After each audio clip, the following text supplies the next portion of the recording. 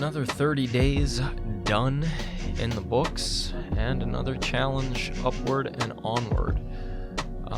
I learned from my last video that apparently, whenever they say that there's royalty-free music, it doesn't necessarily mean that it's completely royalty-free. I got several strikes, not against my channel, but I got several strikes for the fact that apparently my music wasn't royalty-free, so here's to hoping that the music creators of the last couple tracks that I used don't decide to claim it, because if so, I'm probably going to have to redo my old video, but I digress. Another 30 days, moved on to the advanced ball instead of the basic training ball. I'm a very big fan of this new ball. It's different. The ball itself is a little bit harder. The string is a little bit more taut. So there's more of a whiplash effect whenever you punch it.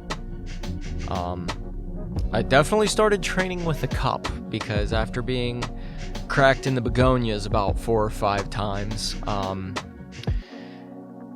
the first couple weren't that bad. There was one that made me take a knee, and that was about the time that I realized, hey, you should probably wear a cup whenever you're training with this here device, because if it wraps around your thumb or goes in between your knuckles, or you punch it at the wrong angle, it is headed straight for your nards, and there's not too much you're going to do to stop it. So, I've definitely learned that. In the meantime, you'll notice that the background music is a little bit different.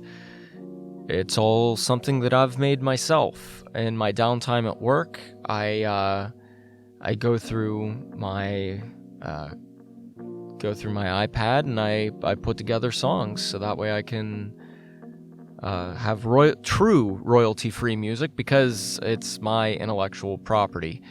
And that's another challenge that I've been putting myself up against, is learning different software programs and how to use them, and how they go together, and everything that goes along with learning a new program and learning different video formats, and what's most economic, what is most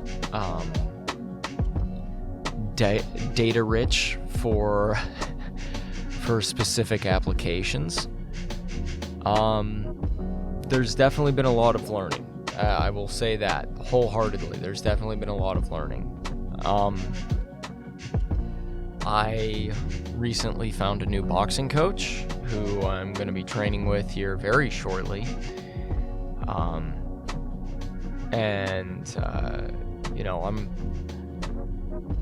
starting to get a little bit more proactive about these videos, trying to take them a little bit more seriously. And with that being said, I'm recording this 5 days ahead of the end of the challenge, as opposed to the final day of the challenge, and trying to get all of the video editing done and put out on the last day on the 9th hour, giving myself a little bit of breathing room and a little bit of room to grow and develop.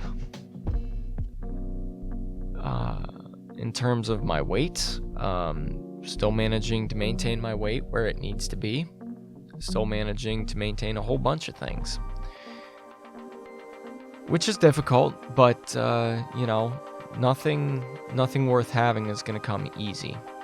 So the more technical things that I've learned from this challenge is that accuracy before power is probably one of the biggest takeaways. You have to be able to hit the ball accurately before you start trying to hit it hard, otherwise you're just going to miss full force. You'll notice from the start of the video to the middle and to the end of the video, I go away from having my hair in a ponytail to actually having a full head covering. That little metal clasp in the front is pretty good for getting longer hair sucked in it. I'm willing to bet with relative positivity that Most boxers do not have this issue, so if you do plan on picking one of these things up, just be aware that that's something that will happen if you do have longer hair. I have rediscovered my love for training. It's often said that most people that have never done combative sports like this before, they absolutely hate the training because it's grueling. And for me, it's everything becomes a challenge, and I like being challenged. I honestly feel that all personal growth starts at the end of your comfort zones, and the more uncomfortable you are, whether it be physically or mentally, that's really whenever you're starting to grow as a person.